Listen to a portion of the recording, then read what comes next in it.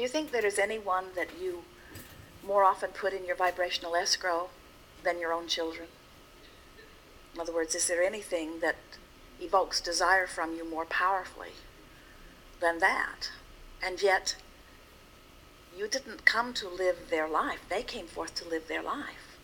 And they didn't come for a feathered nest. And often when you stand in a place that you don't want to be, you wish somebody had feathered your nest a little better.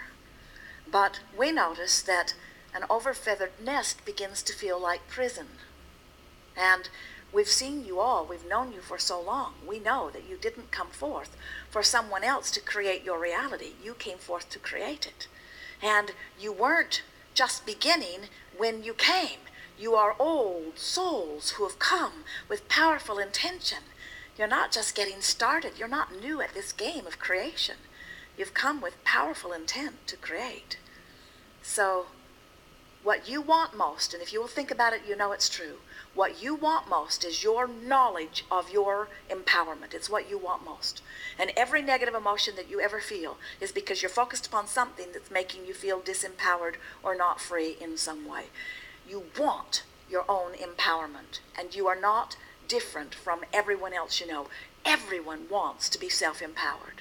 So if everyone naturally wants to be self-empowered, and self-empowerment comes from coming into alignment with who you are and with the power of who you are, can you see how almost all effort at helping someone, even though we know it's the Good Samaritan thing to do, it's the humanitarian thing to do, it's the uplifting thing to do, it's the thing of service to do, even though all of those platitudes have been ringing in your ears for a very long time, when you do something for another, nice as it may seem to onlookers or even to the one who you're doing it for, you are also sending another message that says, I see you cannot do this for yourself, therefore I am doing it for you.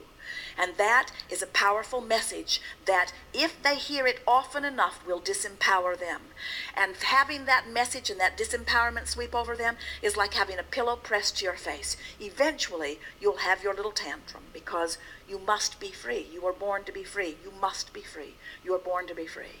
So now as you understand that your freedom does not depend upon what anyone else does, but it has everything to do with your vibrational gap, your sense of freedom is about your alignment with who you are, who is free or not. That's all it is. Now you get to leave everybody else out of the equation, and now you can go easily to freedom.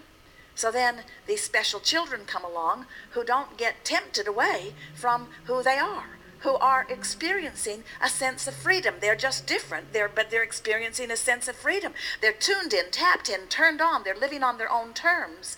And then when well-meaning people say over and over, I see you cannot do this for yourself, then the contrast becomes so great. And that's when you begin to see behavioral difficulties.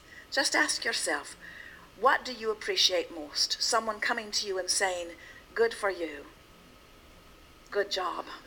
Or someone coming to you and saying, that could have been done better.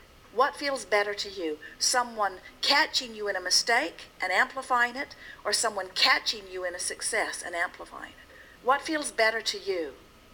Doing it yourself, even if it's not as good from your sense of autonomy, or having someone do it for you from their sense that you can't do it?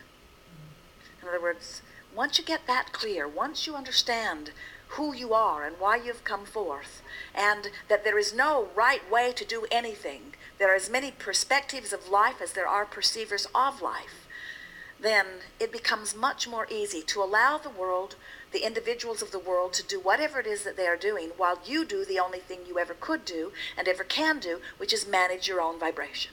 And when you manage your own vibration, life is sweet. And when you worry about what others are doing, you're not managing your own vibration. Well said.